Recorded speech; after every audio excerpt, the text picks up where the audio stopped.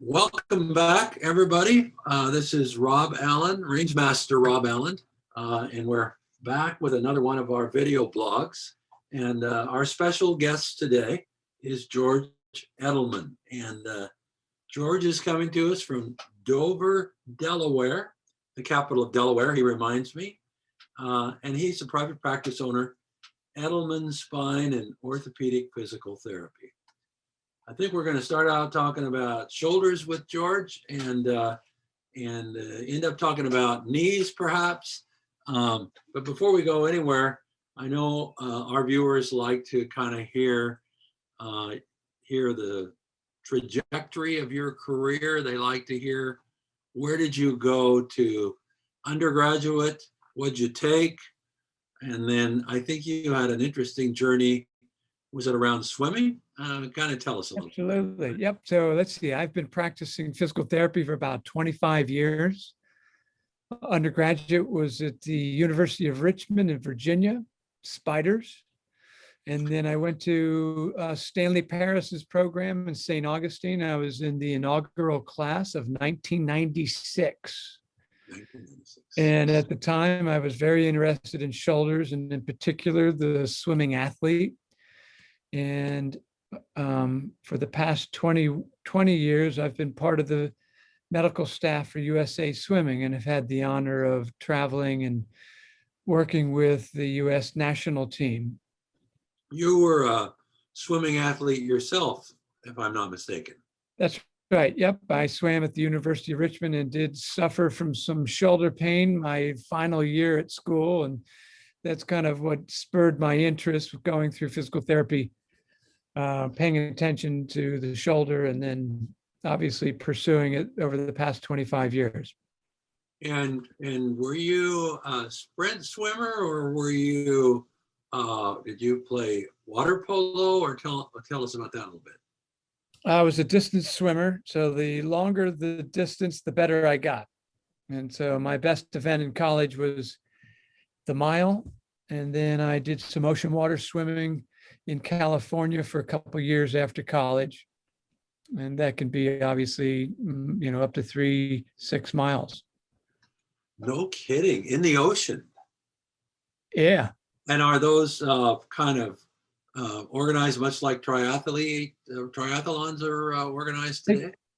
They can be. Yep. And at the time, they had Bud Light sponsored a circuit that would start in Santa Cruz, and every weekend they'd move their way south to a different beach. And by the end of the summer, we were in San Diego. Yep. Open water swimming, it became an Olympic event in 2012 in London. They swim the 10K. And the US team has 2 women and 1 men representing the open water swimming events this year. No, I didn't know all that.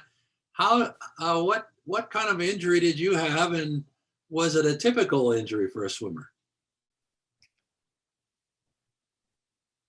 Yeah, that's a good question. No, I had some trauma, and I don't think it was related to swimming. I see. Okay. But then it impacted my swimming a bit, so I needed to seek help. I think I've seen a white paper that you may have prepared on warm-up for swimmers. That's right. Pretty detailed photographs as well as a lot of research sightings. Tell us a little about that. Well, for decades, the swimming athlete has been performing capsular stretches on their shoulders before workout and competition without any rationale. In fact, swimmers are known to be a little bit loose jointed, a little hypermobile. So the last thing they need to do is provoke the joint capsule and add to some sort of multi-directional instability. And, going back to the 60s, 70s, 80s, and 90s, you could go on a pool deck and see swimmers conducting some of the very typical stretches, the posterior capsule stretch, and they pull their shoulders, above their head. And there was really no rationale for that. And so I took a look at the literature and did an extensive literature review. And it really what the swimming athlete needs to do is to apply a dynamic warm-up before workout and competition, and not stretch the crap out of their glenohumeral joint capsule. Uh-huh. And so that was what it was all about. And there's evidence-based medicine about that. I'm interested in how they come about outcome measures in that scenario. Well, what they did, most of the evidence is on static stretching, and they learned that static stretching before competition negatively impacts muscle performance. So if you're going to do static stretching, you definitely don't want to do it before competition. I see. Yeah. And so the researchers found a dynamic warm-up before workout and competition is really the way to go. And when you say dynamic, give me an idea of what that means in this. A dynamic warm-up might be simply just doing some no monies, for a set of 30, just to warm up the tissue. Or, there's something like this, where we're just getting some good range of motion in the glenohumeral joint before the competition. So you're going to build up circulation, but you're not going to try to stress the joint at all. Right. Interesting. You do many post-op shoulders? Post-op, yes, sir. And what kind of a protocol? Are you a wait 6 weeks guy, or are you a get them moving right away guy? Well, we definitely get them moving, but we may wait 8 to 10 weeks before we load the tendon. Okay. Right. So we'll get them going and get the range of motion, but there may be a point where we hold off on loading that tendon if there was some sort of cuff repair. You've probably had some interaction. Was your wife a swimmer as well? She was. You've probably had some interesting interactions with Olympic athletes. You got any little Olympic athlete stories you want to share with us? I don't know if I have any good stories. Let me think about that. But I've worked with most of the Olympic swimmers that you saw in the London and Rio games. At some point in their career, I had worked with them. That's nice. Yeah. It's always nice to work with elite athletes, but most of the injuries we see with shoulders are happening to men and women between 50 and 85 years old. And about half the people we see are post-operative. Right. And we tend to see that really the engagement kicks in after they've had an operation and they're going through a fairly painful recovery. And then they're all in. They want to get it done at that point. Right. And how did your shoulder patient population change during the pandemic? Did you do telehealth at all with any of them? Not many. That did not appeal to me. I think I did 4 or 5 telehealth sessions. Oh, the whole time. Yeah, but we kept on going. We were open and we kept on working. And was the elderly patient, I shouldn't say elderly because I'm going to guess you're older than 50 as well, but did that 50 to 85-year-old group come in? Or were they reluctant to come and see you? I would say you're right. I would say for the most part, they might have been a little reluctant because they knew that they were at risk. Yeah. But all ages kept coming. Well, good. That's good for you. But as you're leading into, and I just love it, is you've got some great products, and so if we need to do a telehealth session, or if we have to create a home exercise program, or if we know that visits are limited, you have some great products that we can steer them towards. We can use our phones, their phones, and videotape the exercise routine, show them how to hook up the door loop to the door, how to use any of the straps. It's really become, technology has changed the way we practice. Right. Well, that's very kind of you to mention it. This isn't normally a product plug, but I'll take them when you give them to me. So thank you very much. And now you have started to work with us. I'm told just before I opened up the interview here on some knee things. Do you is your practice changing? Are you in a Dover? Sounds like a typical American city to me. And so tell me about your patient population and your interest in knees. Well, I was working with your colleague Jim, and he and I were doing some brainstorming, in particular with the total knee replacements. And we were talking about a successful outcome with the total knee patients and how they have to work hard at home, and that 2 to 3 visits a week in our clinic isn't sufficient. They need to keep stretching throughout their day. Mm-hmm. And we were just talking about various activities that they could keep up throughout the day, and some products and straps and equipment that might be easy to purchase to complement their formal PT sessions. Yeah. And now I have to harken back to my knee. I'm a former journalist, so I could stop right here and make up stories about how I hurt my knee, but I'll probably get found out. So I'll just say that it finally blew out when I was coaching my son's football team. And I played on the line in high school, and I was trying to show a little, side to side movement for the pulling guards. And instead I ended up in the mud, and they practically had to carry me off the field. And I had an allograft, and it's my best knee now. But I'm familiar with the whole total shoulder concept. But there's a total knee replacement going on as well, or is it a partial on the joint? Oh, they'll do both. But the total knee is a little bit more of a more rigorous rehab that requires more commitment from the patient to ensure a successful outcome, and a commitment that they'll maintain their routine at home in between sessions. Otherwise, the progress could be slow. Yeah, and when you're talking about progress, of course, in the shoulder, we talk a lot about range of motion. And I remember from my knee surgery, I woke up in a CPM machine. That's not nearly as common in the shoulder. But is it the complete recovery of range, or is it strength, or is there a stretching component that's going to be involved in all that, or is it all the above? All the above. So absolutely. So, initially right after surgery, we're seeing these total knee replacements 24 hours post-op now.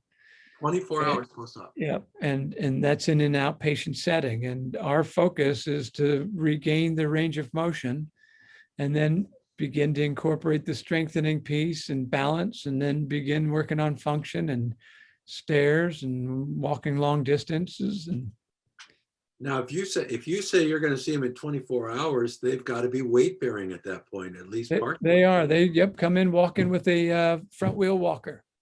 Is that a fact? Yep, it's the paradigm has shifted. So I can't help but ask you. You mentioned that you try to get them moving right away after the shoulder surgery. Some of our orthopedists are not as confident. Particularly, they've got a smoker or a diabetic, and they haven't got much tissue to work with in the first place. Yeah. So, are you communicating quite a bit with the surgeons in both these scenarios? Absolutely, but the total knee isn't as delicate as, say, somebody who had a rotator cuff repair and they've been smoking, or they're a diabetic. The total knee is pretty. I used the word this morning. I'm having a hard time. It'll come to me, but it's not nearly as delicate. It's predictable. We know how the total knee behaves week to week. We know where we need to be, and it's just coaching the patient through that process. Okay. Are you working off a registry then? Do you have some data that you're measuring them against, some standardized? Yeah, yep. There's normative data that we know, and we need to achieve at certain timeframes after their surgery. And so Jim and I have been kind of brainstorming in different products that you guys could, first of all, that one strap that you use for the shoulder is fabulous for the knee. Yeah. And we use that all the time for our total knee replacements. Oh, And it's one of the few on the market that has a centered loop. right.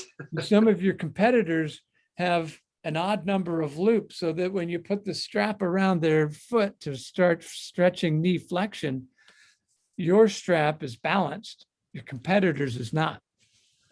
We're aware of that advantage and try to tell that story often, and we may borrow your your endorsement there. Appreciate that very much. Oh yeah, that's a good one. I think I'm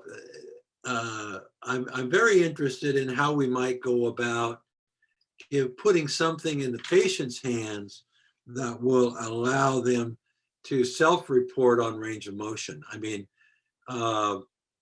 using a goniometer isn't exactly easy for a self-measurement. Quite honestly, I don't think we need numbers from them. We just need to know they're stretching. Okay. We'll take the measurements when they come in. But, there's a faction of people who don't feel great, or they haven't exercised a day in their life, and all of a sudden they got a total knee, and George is making them bend their knee when it doesn't feel so great. But so we really want to know that they're doing it. Yeah, exactly. And I'll measure it when they come in, and we'll know if they're doing it. I often say about the shoulder pulley, there's no magic in the pulley. The magic is in the patient being reminded that they need to move in a pain-free range.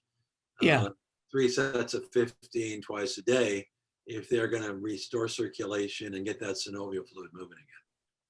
There's the magic. And if we can help with that engagement, that'd be great. That's it. The engagement and the consistency. I love it. Yeah, that's our goal. I'm not a therapist. I have a journalism background and marketing. And it was a therapist who invented most of our products. I have done some fine tuning. I don't know if Jim sent you one of our stretching wands with a neutral handle, or if he sent you any of our neutral handle shoulder pulleys. But probably, since he's talking about knees, I'll ask Camille to show you a couple of little improvements on inventions that we've made. But great. Yeah, I appreciate your feedback on those. We particularly are paying attention to the fact that neutral helps move that humeral head away and doesn't impinge on the tissue that's just been operated on or damaged, most likely, And so we're always trying to kind of open up the joint and get movement without causing any damage. Sounds good. Well, it's very interesting to kind of hear your adaptation. Just tell us quickly a little bit more. It sounds like you ended up out on the West Coast. Tell us about how you got to Dover. Is that, sounds like it's pretty close to hometown. What's your situation there? Yeah, I was on the West Coast for a little bit, but my wife and I decided it was time to get closer to home. I grew up in Wyomissing, Pennsylvania, and my wife is from Baltimore, Maryland. She swam for the storied North Baltimore Aquatic Club. That's where Michael Phelps trained. So getting us to Dover gave us a striking distance to both locations. Is she a medical professional? She's also a physical therapist. And did you meet in PT school? We did. That's a common story I hear from time to time. Yeah. Well, George, I've enjoyed our visit today. Simply chats with physical therapists and what they're thinking about, I think is very informative. I would like to pass on to others where they can see your suggested warm-up for swimmers and their shoulders. Where's a good place they can find that? Okay, well, it's definitely on the usaswimming.org website. There's a sports medicine section on their website, or they can go to our clinic's website, which is esopt.com. E is in everyone, S is in Sam, O, P is in Paul, T is in Tom. esopt.com, and they'll find that warm up there. Is there anything else you want to maybe point to? Are there any other things you'd especially like to share if we get a few thousand therapists listening in? Well, let's see, opening ceremonies, I think of this this Friday, and the 400 IM may be Saturday. Keep an eye on Chase Calise. He's got one of the top 3 times in the world right now, and he's going to be shooting for gold. So root him on. All right. Thank you for sharing, and thank you for visiting with us. And for you listeners, that's esopt.com. Thank you, George. Okay, Rob, nice meeting you.